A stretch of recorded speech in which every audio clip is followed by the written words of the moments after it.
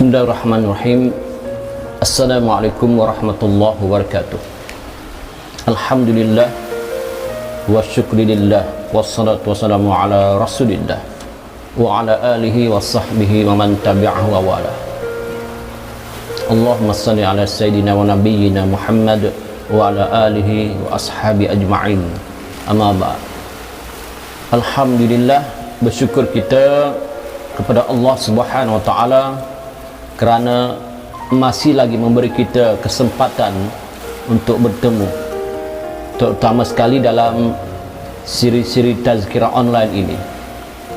Moga-moga insya-Allah apa yang akan disampaikan nanti dapat memberi manfaat kepada kita di dunia dan di akhirat. Amin amin insya-Allah. Tuan-tuan, puan-puan, saudara-saudari, ibu-ibu, bapak-bapak, para penonton sekalian, alhamdulillah, syukur kita banyak-banyak kepada Allah Subhanahu wa taala kerana tidak lama lagi kita akan bertemu dengan satu bulan yang penuh berkah, bulan yang amat mulia, bulan yang mana Allah Subhanahu wa taala melipat gandakan pahala amalan kita. Subhanallah. Dan para penonton semua sudah tahu bahawa bulan itu adalah bulan Ramadan Al-Mubarak, bulan yang diturunkan Al-Quran padanya, bulan yang ada terjadi satu peristiwa, yaitu yang dikatakan Lailatul Qadar, satu malam yang lebih baik daripada 1000 bulan. Sebab itu orang-orang saleh beranggapan bahawa bulan ini adalah bulan pesta ibadah. Iaitu kenapa dikatakan pesta ibadah, tuan-tuan? Kerana orang-orang saleh berebut-rebut memperbanyakkan amal saleh, memperbanyakkan amal ibadah di bulan ini. Mereka cukup gembira. Kenapa? Kerana mengharapkan keredaan Allah Subhanahu wa taala. Kerana ada disebut oleh Nabi Muhammad sallallahu alaihi wasallam dalam satu hadisnya, ya, kata Nabi, man shama ramadan imanan wa ihtisaba ghufira lahu ma taqaddama min zambi. Maksudnya, barang siapa yang puasa pada bulan Ramadan di siang harinya dan bangun pada malam harinya kerana iman ya, dan mengharapkan keridaan Allah Subhanahu wa taala semata-mata, maka Allah akan ampunkan dosa-dosanya yang lalu. Subhanallah.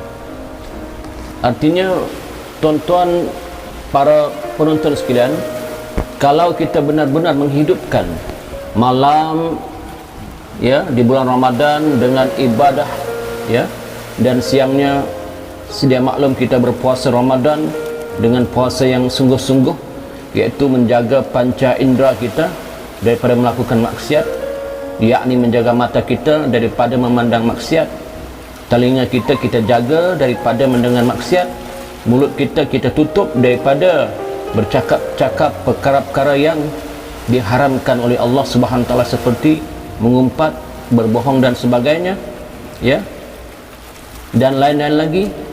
InsyaAllah, mudah-mudahan kita mendapat keridaan Allah Subhanahu wa taala dan diampunkan dosa-dosa kita yang lalu.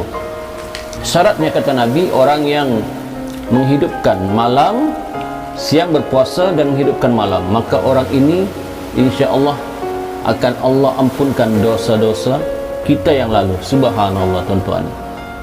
Sedia maklum, kita semua memang banyak dosa dan berdosa, dan inilah harapan kita. Harapan kita inilah, di bulan inilah harapan kita, moga-moga Allah memberi keredaan pada kita dan kita bertaubat sungguh-sungguh kepada Allah Subhanahu wa taala. Moga-moga Allah Subhanahu wa taala mengampunkan kita sebelum kita menutup mata. Kerana saya dan kita semua tidak pasti bahawa adakah kita sampai menuju ke Ramadan tahun hadapan, ya. Kita tidak pasti, tuan-tuan. Tidak ada yang pasti. Adakah kita sampai menuju ke Ramadan yang tahun hadapan? Sebab itu hendaklah kita ikhlaskan diri kita, ya. Hendaklah kita ikhlaskan diri kita beramal ibadah. Hendaklah kita ikhlaskan diri kita beramal ibadah kepada Allah Subhanahu wa taala.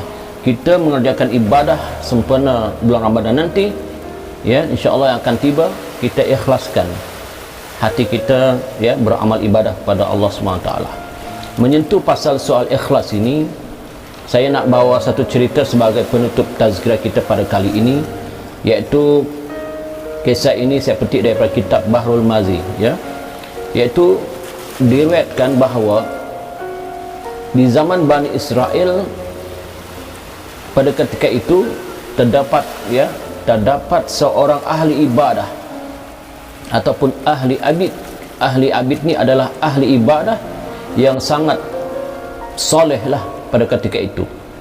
Pada suatu hari ada orang datang memberitahunya bahawa di suatu pelosok tempat mereka itu ada segolongan manusia yang menyembah pohon kayu, ya, astagfirullah, yang menyembah pohon kayu. Lantas ahli abid ini berasa amat marah mendengarkan kisah itu. Dia mendengarkan kisah ada segelintir manusia yang mensyirikkan Allah. Maka ahli abid ini lalu diambilnya sebilah kapak, lalu segera berjalan menuju ke tempat letaknya pohon kayu yang menjadi sembahan, ya, orang ramai itu. Tetapi di tengah perjalanan dia terserempak dengan seorang lelaki tua, ya, dia terserempak dengan seorang lelaki tua. Lalu berkatalah lelaki tua itu kepadanya, "Hai laki-laki yang diberi rahmat akan dikau oleh Allah, ke mana kamu hendak pergi?" Maka jawab ahli ibadah ini ataupun ahli abid ini, "Aku dalam perjalanan untuk pergi menebang satu pohon yang sekarang ini menjadi sembahan segelintir manusia." Lantas laki-laki tua itu berkata, "Hai laki-laki, apalah kamu ini? Kamu sedang beribadah dan sekarang kamu tinggalkan ibadah kamu semata-mata kerana ingin mencampuri urusan orang lain yang langsung tiada kena mengena dengan kamu." Maka ahli abid itu berkata, "Sesungguhnya apa yang ingin aku kerjakan ini juga adalah sebahagian daripada amal ibadahku, iaitu mencegah kemungkaran dan kesyirikan kepada Allah Subhanahu wa taala." Lantas laki-laki tua itu berkata, "Aku sama sekali tidak akan membenarkan engkau untuk menunaikan hajat engkau." Maka terjadilah satu pergaduhan ataupun pergelutan di antara ahli ibadah itu dengan lelaki tua ini. Para penonton sekalian, tahukah siapakah laki-laki tua itu? Laki-laki tua itu adalah jelmaan syaitan, ya, yang menyamar sebagai orang tua dan ingin menghalang ahli ibadah ini daripada menebang pokok tersebut. Maka dengan izin Allah, dengan mudah, ya, iblis tadi itu, laki-laki tua itu kalah, lantas dijatuhkan, ya, jatuhkan ke tanah, dan ahli ibadah itu duduk di atas dada syaitan tadi. Tetapi syaitan itu merayu, ya, laki-laki tua itu merayu, katanya, "Bangunkan aku, ya, lepaskan aku ingin berbincang kepada kamu elok-elok. Aku ingin berbincang kepada kamu elok-elok dan baik-baik." Maka ahli ibadah ini pun lepaskan dia. Kata syaitan itu yang menyamar sebagai seorang tua itu, "Kamu tidak diperintahkan oleh Allah untuk menebang pokok itu, kerana kamu bukan Nabi, dan bukan kamu yang menyembah pohon itu. Lalu kamu tidak akan dipersalahkan oleh Allah Subhanahu wa taala, dan lebih baik kamu jagalah ibadah kamu yang sedang kamu lakukan sekarang. Sesungguhnya Allah itu ada nabinya, dan di atas muka bumi ini ada nabinya. Jika Allah inginkan pohon itu ditebang, niscaya Allah akan perintahkan para nabinya." Tetapi ahli ibadah ini berkata, "Tidak, Aku tetap dengan pendirianku, iaitu ingin menebang pohon itu. Apapun jadi, jadilah. Lalu dia halang lagi oleh syaitan tadi, dan berlaku lagilah pergaduhan kali kedua. Ya, dengan pergaduhan kali kedua ini dengan mudah juga seperti tadi. Syaitan itu ataupun laki-laki tua itu ditewaskan oleh ahli ibadah.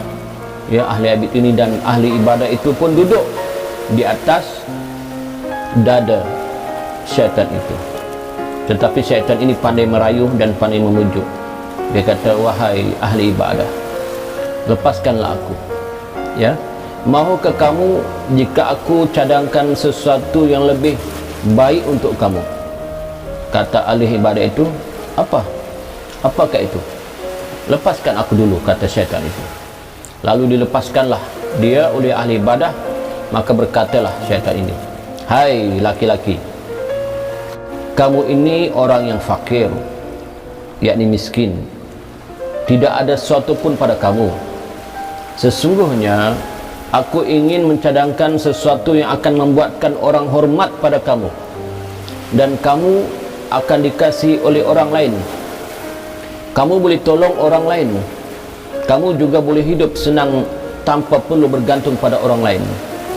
Kata ahli ibadah, apa itu? Kalau baik aku setuju. Apakah caranya? Apakah jalannya? Maka kata syaitan itu, janganlah kau tebang pohon ini. Aku berjanji pada engkau bahawa aku akan berikan engkau 3 keping wang emas setiap pagi di bawah bantalmu. Subhanallah, ya. Syaitan itu berjanji akan memberikan 3 keping wang emas setiap pagi di bawah bantalnya. Maka sekurang-kurangnya kata syaitan itu, wang emas itu, wang dinar emas itu akan dapat membantu dirimu, keluargamu, dan orang-orang di sekelilingmu, dan pastilah mereka menghormatimu. Subhanallah. Dalam keadaan begitu, ahli abid ini pun berpikir-pikir dan berkata dalam hatinya, benar juga kan? Benar, betul juga kata syaitan ni. Tapi sebenarnya laki-laki ini tidak pasti apakah itu, siapakah laki-laki itu. Cuma dalam hatinya betul juga kata orang tua ni, ya. Betul lah. Kalau dibagi aku 3 keping wang dinar emas, wahai, kita ni setiap pagi. Maka dia pun setuju. Okey. Maka terjadilah satu perjanjian, ya, MOU antara syaitan dengan ahli ibadah itu, ya, MOU, Memorandum of Understanding, bahasa Jawanya, kan? Maka berlaku perjanjian, maka setuju. Akhirnya si ahli abid itu pun tidak jadi menebang pokok dan balik. Maka betul apa yang dikatakan oleh syaitan tadi, betul. Keesokan harinya nampaklah 3 keping wang emas, ya, di bawah bantalnya, dan gembiralah si abid. Namun sehari pertama ada, hari kedua ada, tetapi hari ketiga dan hari keempat tidak ada. Hari pertama sahaja dia dapat 3 keping wang emas, ya. Hari kedua ada, hari ketiga, keempat dan seterusnya tidak ada. Maka marahlah ahli abid ini, marah, sungguh marah. Kerana apa? Kerana orang tua itu berjanji palsu. Dia berjanji untuk memberikan 3 keping wang emas, wang dinar emas setiap pagi di bawah bantal, tapi selama-lamanya. Tetapi ini cuma 2 hari. Maka dia pun marah. Dia bawa kapaknya, ya. Dia berazam, ni kali aku akan tebang pokok ini. Ni kali aku tetap tebang pokok ini, dengan perasaan marah, ya. Kerana apa? Kerana janji palsu, ya, tidak menepati janji orang tua itu. Tetapi di pertengahan jalan, sekali lagi dia dengan orang tua itu. Maka kata orang tua itu, hai, kamu nak ke mana? Kata ahli abid, aku tidak pergi tebang, aku tetap tebang pokok itu. Jawab si laki-laki tua syaitan ini, takkan kamu mampu kali ini. Aku tidak akan benarkan, dan kamu takkan mampu untuk menebang pokok itu kali ini, dan aku tidak akan benarkan sama sekali kamu menebang pokok itu. Maka akhirnya berlaku lagilah pergaduhan, perkelahian, ya, pergelutan yang begitu hebat. Tetapi mudah sahaja laki-laki tua itu mengalahkan ahli abid? Mudah, amat mudah. Ya, maka duduklah laki-laki tua ataupun jelmaan syaitan itu di dada laki-laki ini, kemudian berkata, hai laki-laki, kata syaitan, sekarang kamu sudah kalah. Saya minta kamu hentikanlah niat kamu untuk menebang pohon itu, atau aku akan sembelih kamu, kata laki-laki tua. Maka sedarlah si ahli ibadah ini, lalu berkata, kerana badannya sudah lemah, kalah bertarung. Dia kata, wahai orang tua, aku mengaku kalah, katanya. Aku mengaku kalah. Tetapi aku nak bertanyalah kepada kamu, wahai orang tua, kenapa beberapa hari lepas mudah sahaja aku kalahkan kamu, tetapi kenapa kali ini payah dan aku kalah pula dengan mudah oleh kamu? Kenapa? Para penonton tahu apa jawapannya? Ya, tahu apa jawapannya? Maka jawapannya adalah, kata laki-laki tua ataupun syaitan yang menyamar sebagai laki-laki tua ini, katanya, kerana kamu pada mulanya kamu marah dan kamu nak tebang pokok itu kerana Allah, kerana kamu nak memusnahkan kesyirikan, menghapuskan kesyirikan kepada manusia yang menyembah pohon itu niat kamu yang pertama. Maka aku kalah, karena niat kamu benar kerana Allah, niat kamu ikhlas kerana Allah. Tetapi kali ini kamu kalah kerana kamu tiwas kerana niat kamu salah, niat kamu kerana dunia, yaitu kerana duit. Bila kamu tidak dapat duit, maka kamu marah, maka sebab itu kamu kalah. Aku dapat kalahkan. Subhanallah. Begitulah berakhirnya cerita itu. Sampai di situ saja, ya. Jadi kesimpulannya, para penonton yang dikasih sekalian, kesimpulannya sebagai ingatanlah, ya, kepada diri saya dan juga kepada tuan-tuan, puan-puan, ibu-ibu, bapak-bapak yang mendengar tazkirah ini. Maka artinya dalam kita beramal ibadah, ya, hendaklah kita ikhlaskan diri kita semata-mata kerana Allah, ya. Jangan kita mudah kalah, mudah terpadaya, mudah lemah dan mudah longlai dengan pujukan dunia, ya, dengan ujian-ujian dunia. Niat kita ikhlas kerana Allah SWT, insya-Allah kita akan selamat. Ya, contoh umpamanya lah, ya, sebab kita tak lama lagi menuju bulan Ramadan, dan ini adalah tazkirah menuju Ramadan siri pertama. Kita niatkanlah diri kita ikhlas beramal ibadah di bulan puasa nanti, di bulan Ramadan nanti, tanpa ada niat-niat yang tertentu, ya, seperti niat ingin kata orang menunjuk-nunjuk, ya, ataupun niat untuk ada niat-niat yang salah lah selain daripada niat kerana Allah Subhanahu Wa Taala, ya. Moga-moga kita selamat, ya, selamat di dunia dan selamat di akhirat, dan mudah-mudahan apa yang disebutkan oleh Nabi Muhammad sallallahu alaihi wasallam dalam hadis tadi, iaitu man shama ramadan imanan wa ihtisaba ghufirallahu ma taqaddama min zambi. Barang siapa yang sungguh-sungguh, ya, pada siang harinya berpuasa dan pada malam harinya menghidupkan Ramadan dengan kerana iman dan juga ingin mengharapkan keridaan Allah Subhanahu Wa Taala semata-mata, maka Allah Subhanahu Wa Taala akan ampunkan dosanya yang lalu, dosa yang dulu-dululah. Bermakna selesai bulan Ramadan kita seperti kanak-kanak yang baru lahir, tidak ada dosa langsung. Subhanallah. Andai kata kita mati selepas bulan Ramadan, andai kata, contoh, jangan tuan-tuan risau dan takut, ya, contoh kita mati, ya, inna lillahi wa inna ilaihi raji'un, maka kita tidak ada dosa, kerana kita seperti bayi yang baru lahir. Allah Subhanahu Wa Taala telah ampunkan dosa kita di bulan Ramadan. Tapi syaratnya kena ikhlas, ya, ikhlas, ya, menghidupkan Ramadan, ya, siang berpuasa dan malam menghidupkan Ramadan dengan penuh keimanan dan ketakwaan kepada Allah Subhanahu Wa Taala, bukan kerana yang lain. Insya-Allah mudah-mudahan kita akan selamat di dunia dan di akhirat. Sekian tazkirah kali ini, kita akan bertemu dalam siri yang akan datang. Ampun maaf sekiranya terkasar bahasa dan tersilap kata. Yang benar itu sesungguhnya datang daripada Allah Subhanahu Wa Taala. Yang salah dan silap itu adalah kelemahan hawa nafsu saya sendiri. Ampun maaf.